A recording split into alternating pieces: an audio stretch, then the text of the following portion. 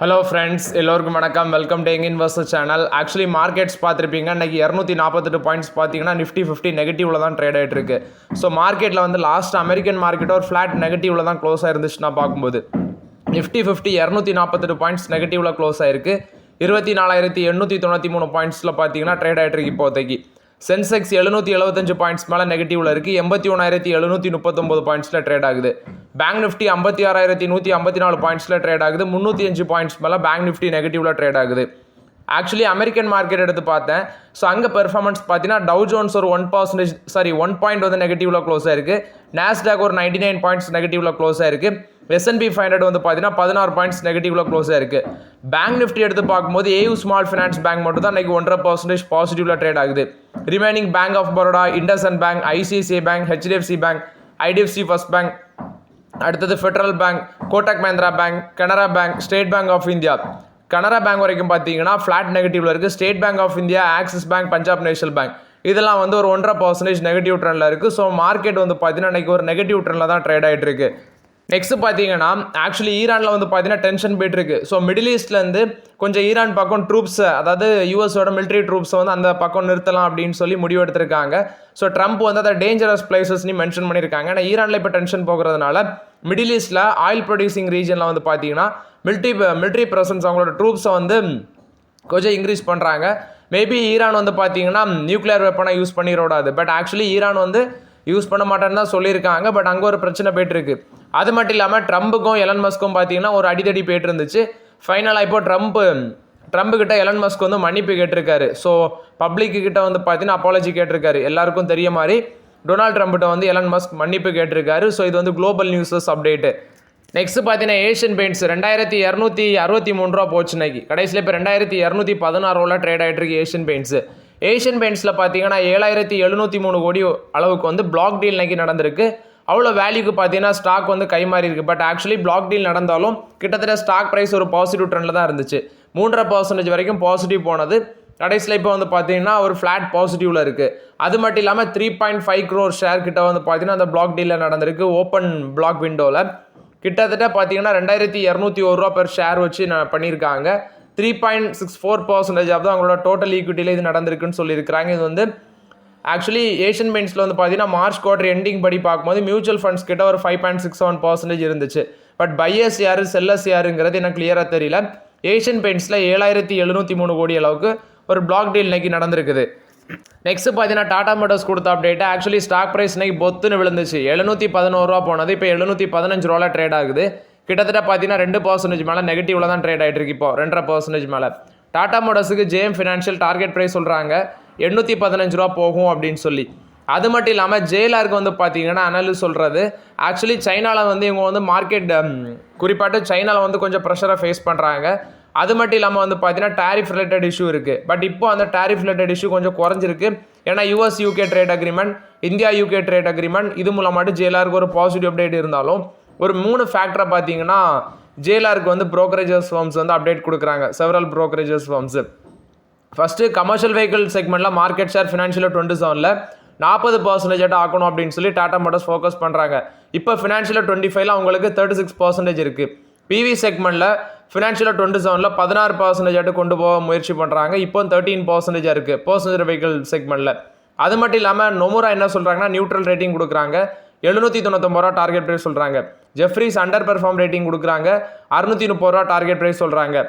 இதில் வந்து பார்த்தீங்கன்னா இன்னொரு ப்ரோக்கரேஜஸ் நுவமா வந்து முன்னாடி சொல்லியிருந்தாங்க ரெடியூஸ் ரேட்டிங். குறிப்பாக அவங்களோட கமர்ஷியல் வெஹிக்கிள் செக்மெண்ட் கொஞ்சம் நல்லா பண்ணுது. பட் பர்சனல் வெஹிக்கிள் செக்மெண்ட் மாடரேட்டாக இருக்குது அப்படின்னு சொல்லி 670 சொல்கிறாங்க. MK குளோபல் 800 டார்கெட் ப்ரைஸ் சொல்கிறாங்க. ஸோ 35 அனாலிஸ்ட்டில் பார்த்தீங்கன்னா 18 பேர் வந்து பை ரேட்டிங் கொடுக்குறாங்க, 11 பேர் வந்து ஹோல்ட் கால் கொடுக்குறாங்க, ரிமைனிங் 6 பேர் வந்து செல் கால் கொடுக்குறாங்க.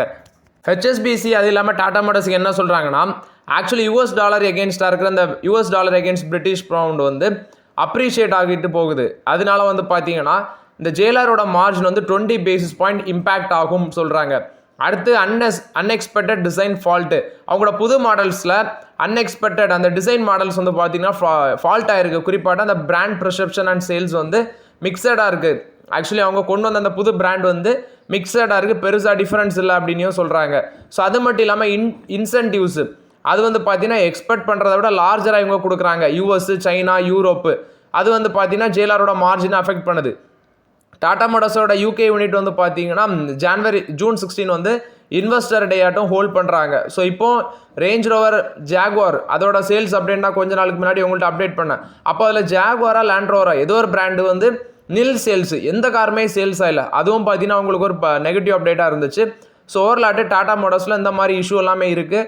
But over the long term பீரியடில் வந்து இதெல்லாம் அவங்க கிளியர் பண்ணணும். அப்போ தான் அவங்களோட கம்பெனியும் நல்லா பண்ணணும். இப்போதைக்கு பார்த்தீங்கன்னா கமர்ஷியல் வெஹிக்கிள், பர்சனேஜர் வெஹிக்கிளாக தான் டிமர்ஜர் பண்ணுவாங்க. ஸோ நீங்கள் என்கிட்ட கேட்டது டாடா மோட்டார்ஸை டிமர்ஜ் பண்ணும்போது பஜாஜ் ஃபினான்ஸு இந்த ஸ்பிளிட்டு போனஸ் பண்ண மாதிரியா பாதிக்கு பாதி நமக்கு அது பிரிஞ்சு கிடைக்கும் அப்படின்னு சொல்லி கேட்டிங்க. அப்படி கிடையாது. டாடா மோட்டார்ஸ் பண்ணுறது டிமர்ஜர், 2 பிஸ்னஸை பிரிக்கிறாங்க. அது கமர்ஷியல் வெஹிக்கிள்ஸோட வேல்யூ வந்து ஒரு இதாக வரும், பர்சனேஜர் வெஹிக்கிள் அந்த வேல்யூக்குள்ளே ப்ரைஸ் வச்சு ஒரு ஷேர் ஆட்டு போகும். அது எப்படி வரும்னா ஐடிசி ஹோட்டல்ஸ் டிமர்ஜர் ஆக்சுவலா அது மாதிரி நடக்கும். ஸோ போனஸ் வேறு, போனஸும் ஸ்பிளிட்டும் கிட்டத்தட்ட ஒன்று. பட் டிமர்ஜருக்கும் அதுக்கும் பார்த்தீங்கன்னா நிறைய டிஃப்ரென்ஸ் உண்டு. நெக்ஸ்ட் பார்த்தீங்கன்னா ஹெச்பிசிஎல், பிபிசிஎல், அதுவும் இல்லாமல் ONGC, oil India. Actually HPCL, BPCL, IOCL இந்த மாதிரி ஸ்டாக்ஸ் எல்லாம் ஒரு 4.5% விழுந்துருந்துச்சு. பட் ஓஎன்ஜிசி, ஆயில் இந்தியா இதெல்லாம் மேலே போயிருந்துச்சு. என்னன்னா மிடில் ஈஸ்டில் டென்ஷன், நானே உங்களுக்கு அப்டேட் பண்ணேன். மிடில் ஈஸ்டில் டென்ஷன் போயிட்டு இருக்குது. அதனால க்ரூடோட ப்ரைஸ் பார்த்தீங்கன்னா கொஞ்சம் மேலே போயிருக்குது. ஸோ அந்த பேசிஸில் வந்து பார்த்தீங்கன்னா இந்த பங்குகள்லாம் விழுந்திருக்குது. ஆனால் ஓஎன்ஜிசியும் இவங்க ஆயில் இந்தியாவும், ஓஎன்ஜிசியும் 2% மேலே பாசிட்டிவ்ல இருந்தாங்க. இவங்க ஆயில் இந்தியா வந்து 4% மேலே பாசிட்டிவ்ல இருந்தாங்க. பட் இப்போ என்ன சிச்சுவேஷன் தெரில. குறிப்பாட்டு மிடில் ஈஸ்டில் டென்ஷன் போயிட்டு இருக்குது. யூஎஸும் பார்த்தீங்கன்னா கிட்டத்தட்ட அவங்களோட ட்ரூப்ஸ் அங்கே வந்து நிறுத்தி வச்சுருக்காங்க. ஸோ ஜியோ பாலிட்டிக்கல் டென்ஷன் இருக்குது. அது மட்டும் இல்லாமல் ஐஓசிஎல், இந்தியன் ஆயில் கார்பரேஷன் வந்து அவங்களோட 5 இயர் பாண்ட்ஸை வந்து ரீகால் பண்ணியிருக்கிறாங்க. கிட்டத்தட்ட 3000 கோடி தான் பார்த்தீங்கன்னா ரைஸ் பண்ணியிருந்தாங்கன்னு நினைக்கிறேன். 9,800 கோடி கிட்ட அந்த டோட்டல் பிட் புக் வந்துச்சு. பட் அவங்க இப்போ ரீகால் பண்ணுறாங்க ஐஓசிஎல் அவங்களோட 5 இயர் பாண்ட்ஸை. இது ஆயில் மார்க்கெட்டிங் கம்பெனிஸை பொறுத்த வரைக்கும் அப்டேட்டு. அது மட்டும் இல்லாமல் ஐடி கம்பெனிஸும் இன்றைக்கி ஒரு நெகட்டிவ் அப்டேட்டில் தான் இருந்துச்சு. கிட்டத்தட்ட 2% விழுந்துருந்துச்சு. ஒன்று வந்து பார்த்தீங்கன்னா ட்ரேட் டீல், இன்னொன்று வந்து ஜியோ பாலிட்டிக்கல் டென்ஷன். நான் சொல்லியிருந்தேன் பார்டர் இஷ்யூ, அது ஐடி கம்பெனிலையும் இம்பாக்டாக இருக்குது. பெர்சிஸ்டன்ட் சிஸ்டம், இன்ஃபோசிஸ் இதெல்லாம் ஒரு 2% விழுந்துருந்துச்சு. கோஃபோர்ஸ், ஹெச்எல் டெக்னாலஜிஸ்லாம் 1.5%, எம்ஃபோசிஸ், டெக் மஹிந்திரா, விப்ரோ இதெல்லாம் ஒரு 1% நெகட்டிவ்ல இருந்துச்சு. டிசிஎஸ், எல்டிஐ மேட்டர்லாம் பார்த்தீங்கன்னா ஒரு மார்ஜினலி நெகட்டிவ்ல ட்ரேட் ஆகிட்டு இருந்துச்சு. ஸோ ஐடி கம்பெனிஸும் குளோபல் லெவல் டென்ஷனை வச்சு பார்த்தீங்கன்னா நெகட்டிவ்ல தான் ட்ரேட் ஆகிட்டு இருந்திருக்கு. நெக்ஸ்ட் வந்து டெட் ஃப்ரீ ஸ்டாக்கான டேன்லா பிளாட்ஃபார்ம் இன்னைக்கு 13% புஷ்னு மேலே போச்சு. மார்க்கெட்டே ரெத்தாரில் போயிட்டு இருக்கும்போது இது என்னடா மேலே போகுது அப்படின்னு சொல்லி பார்த்தா இவங்க நேற்று பைபேக் ப்ரொபோசல் அனௌன்ஸ்மெண்ட் பண்ணியிருக்காங்க. ஜூன் 16 பார்த்தீங்கன்னா அந்த பங்கு வந்து பைபேக் அனௌன்ஸ்மெண்ட் பண்ணியிருக்காங்க. ஸோ அந்த பேசிஸில் வந்து இந்த பங்கு வந்து நல்லா மேலே போயிருக்கு டேன்லா பிளாட்ஃபார்ம். ஆக்சுவலி இது ஒரு டெட் ஃப்ரீ கம்பெனி தான். நெக்ஸ்ட் பார்த்தீங்கன்னா சுமிட்டோமோ மிட்சுபிஷி ஃபினான்ஷியல் குரூப்போட Indian business, actually Sumitomo Mitsubishi financial group India அதோட எக்ஸிக்யூட்டிவ் ஆஃபீஸர் அண்ட் மேனேஜிங் டைரக்டராக இருக்கிற சாந்தனு மித்ரா வந்து பார்த்தீங்கன்னா அவர் ஸ்டெப் டவுன் ஆகுறாரு. பட் ரீசன் வேற இருக்கலாம், பட் அவர் ஸ்டெப் டவுன் ஆகுறாரு. இது வந்து போன மாதமே எடுத்த ஏர்லியர் டிசிஷன் தான் மென்ஷன் பண்ணியிருக்காங்க. ரீசெண்டாக எஸ் பேங்க்ல 20% ஆஃப் த ஸ்டேக் வந்து சுமிட்டோமோ குரூப் வந்து வாங்கினாங்க. 13,480 கோடிக்கு அந்த டீல் வந்து சைன் பண்ணியிருக்காங்க. ஸோ இப்போ ரிசர்வ் பேங்க் ஆஃப் இந்தியாவோட அப்ரூவலுக்கு வெயிட்டிங்கில் இருக்குது. ஸோ இந்தியன் கிரெடிட்டுங்கிறது, அதாவது இந்த எஸ்எம்எஃப்ஜி இந்தியா கிரெடிட்டுங்கிறது 100% சப்சிடரி ஆஃப் எஸ்எம்எஃப்ஜி, அதாவது ஜப்பானை சேர்ந்த அந்த சுமிட்டோமோ குரூப் இருக்குல்ல அதோட 100% சப்சிடரி தான் இந்த கம்பெனி. ஸோ இப்போ வந்து பார்த்தீங்கன்னா ஒரு C1 MD பொசிஷன்லேருந்து ஸ்டெப் டவுன் ஆகிறதாட்டு சொல்கிறாங்க. அதானி குழுமத்துலேருந்து நிறைய அப்டேட் சொல்கிறாங்க. குறிப்பாட்டு அவங்களோட கேபிட்டல் எக்ஸ்பெண்டிச்சருக்கு ஒரு ஆர்டிக்கலில் சாகர் அதானி என்ன சொல்கிறாங்கன்னா $20 பில்லியன் நாங்கள் கேபிட்டல் எக்ஸ்பெண்டிச்சருக்கு ஸ்பெண்ட் பண்ணுவோன்னு. அதானி குரூப் என்ன சொல்கிறாங்கன்னா $100 பில்லியன் அளவுக்கு நாங்கள் கேபிட்டல் எக்ஸ்பெண்டிச்சர் ஸ்பெண்ட் பண்ணுவோம்னு சொல்லி ஆக்சுவலி இது energy, construction, mining over the 6 இயர்ஸில் வந்து பார்த்தீங்கன்னா அதை ஸ்ப்ளிட் பண்ணி நாங்கள் கேபிட்டல் எக்ஸ்பெண்டிச்சருக்கு ஸ்பெண்ட் பண்ணுவோம்னு சொல்லி அதானி குழுமம் தரப்பில் வந்து சொல்கிறாங்க. பட் இதெல்லாம் பார்த்தீங்கன்னா டைம் எடுக்கும். அவங்களே 6 இயர் மென்ஷன் பண்ணியிருக்காங்க. கிட்டத்தட்ட 10 இயர்ஸ் கூட டைம் எடுக்கலாம். இது அதானி குழுமம் கொடுத்த update. Next Zydus life science இன்னைக்கு மார்க்கெட்டில் ஒரு பாசிட்டிவ் ட்ரெண்டில் இருந்துச்சு. 10 மார்ச் டு 14 மார்ச் இந்த 4 நாட்களில் நடந்த ஆக்சுவலி அங்கலேஸ்வர் ஃபெசிலிட்டியில் வந்து பார்த்தீங்கன்னா ஜைடஸ் லைஃப் சயின்ஸோட அங்கலேஸ்வர் ஃபெசிலிட்டியில் யுஎஸ் எப்படி இன்ஸ்பெக்ஷன் பண்ணியிருக்காங்க, எஸ்டாப்ளிஷ்மெண்ட் இன்ஸ்பெக்ஷன் ரிப்போர்ட் அவங்களுக்கு கிடச்சிருக்கு. ஸோ அந்த பேசிஸில் வந்து இந்த ஸ்டாக் பார்த்தீங்கன்னா அன்றைக்கி ஒரு பாசிட்டிவ் ட்ரெண்டில் இருந்துச்சு ஜைடஸ் லைஃப் சயின்ஸு. நெக்ஸ்ட் பார்த்தீங்கன்னா என்டிபிசி கொடுத்த அப்டேட் $750 மில்லியன் வந்து நாங்கள் ரைஸ் பண்ண போகிறோம். அதாவது பேங்க் ஆஃப் பரோடா நெக்ஸ்ட் வந்து ஹெச்டிஎஃப்சி பேங்க் மூலமாட்டு நாங்கள் $750 மில்லியன், இதில் $500 மில்லியன் வந்து கிரீன் ஷோ ஆப்ஷன் மூலமாட்டும் $250 மில்லியன் வந்து பார்த்தீங்கன்னா $500 மில்லியன் வந்து base issue, green shoe option மூலமாட்டு $250 மில்லியன், டோட்டலாட்டு $750 மில்லியன். 10 இயர்ஸில் வந்து கமர்ஷியல் பவரிங் டேம் லோன் மூலமாட்டு நாங்கள் ரைஸ் பண்ணுவோம் அப்படின்னு சொல்லி மென்ஷன் பண்ணியிருக்காங்க.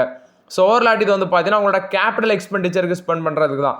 $500 million bank of Baroda, $200 million வந்து HDFC பேங்க் மூலமாட்டு ரைஸ் பண்ணுவோன்னு சொல்லியிருக்காங்க. ஸோ NTPC வந்து பார்த்தீங்கன்னா ஒரு ஆப்பர்ச்சுனிட்டி ஜோனில் தான் இருக்குன்னு நினைக்கிறேன். ஏன்னா கிட்டத்தட்ட மோஸ்ட்லி இந்தியாவோட பவர் ஜென்ரேட் பண்ணுறதுல இவங்க மேஜர் ரோல் ப்ளே பண்ணுறாங்க. அதனால கவர்மெண்ட் கம்பெனியாக இருந்தாலும் பார்த்தீங்கன்னா NTPCயில் நான் ஒரு ஃபோக்கஸ் வச்சிருக்கிறேன். அப்பப்போ கொஞ்சம் கொஞ்சம் வாங்கிட்டு தான் இருக்கிறேன். டாடா பவர், NTPC, நெக்ஸ்ட் வந்து ஸ்மால் கம்பெனிஸ் நிறைய இருந்துச்சு. பட் ஸ்மால் கம்பெனிஸ்லாம் எக்ஸிட் பண்ணிட்டேன். இப்போதைக்கு பவர் கம்பெனிஸில் NTPC அண்ட் டாடா பவர் தான் என்னோட ஃபோக்கஸ் ரேஞ்சு. டாடா பவரும் வேல்யூஷன் கொஞ்சம் ஜாஸ்தி, பட் NTPC மட்டும் தான் இப்போதைக்கு ஃபோக்கஸ் பண்ண முடியும். நெக்ஸ்ட் பார்த்தீங்கன்னா தால்மியா பாரத் கொடுத்த அப்டேட்டு 2.17 crore ஈக்விட்டி ஷேர், குறிப்பாட்ட IEXல வந்து பார்த்தீங்கன்னா இவங்களுக்கு ஸ்டேக் இருந்துச்சு. அதில் இப்போ 2.17 crore ஷேர், கிட்டத்தட்ட 2.44% ஆஃப் த ஸ்டேக் வந்து பார்த்தீங்கன்னா டைல்யூட் பண்ணியிருக்கிறதாட்ட அப்டேட் கொடுத்துருக்காங்க. இப்போ 10.81% ஆட்டு IEXல அவங்களோட ஹோல்டிங்ஸ் குறையுது அப்படின்னு சொல்லியிருக்கிறாங்க. 2.18 crore ஷேரு பாயிண்ட் வைஸ் பார்க்கும்போது 2.44% வந்து பார்த்தீங்கன்னா தால்மியா பாரத் IEX அந்த கம்பெனியில் வந்து டைல்யூட் பண்ணியிருக்கிறாங்க. சக்தி பம்ப்ஸோட ஸ்டாக் ப்ரைஸ் இன்றைக்கி ஒரு நல்ல பெர்ஃபார்மன்ஸு. இவங்களுக்கு மகாராஷ்டிராவிலேருந்து 4500 solar water pumping system PM scheme மூலமாட்டு கிடச்சிருக்குன்னு சொல்லியிருக்காங்க. கிட்டத்தட்ட அதோட வேல்யூ 114 கோடி. வாட்டர் பம்பிங் சிஸ்டம் ப்ராஜெக்ட்டு ஒரு ஸ்கீம் மூலமாட்டு கிடச்சிருக்கு. 90 டேஸில் இதை கம்ப்ளீட் பண்ணணும். ஆல்ரெடி வந்து பார்த்தீங்கன்னா 12.42 crores வேல்யூவில் ஆர்டர் கிடச்சிருந்துச்சு. இப்போ 114 கோடி ஒர்த் ஆஃப் ஆர்டர் கிடச்சிருக்குன்னு சொல்லியிருக்காங்க. இது வந்து சக்தி பம்ப்ஸ் கொடுத்த update. So okay friends, actually இந்த வீடியோவில் சில இம்பார்ட்டன்ட் அப்டேட்ஸ் எல்லாமே டிஸ்கஸ் பண்ணோம். அந்த வீடியோ உங்களுக்கு பயனுள்ளதாக இருந்துச்சுன்னா லைக் பண்ணுங்கள், சப்ஸ்கிரைப் பண்ணுங்கள், கமெண்ட் பண்ணுங்கள். Okay friends, thank you.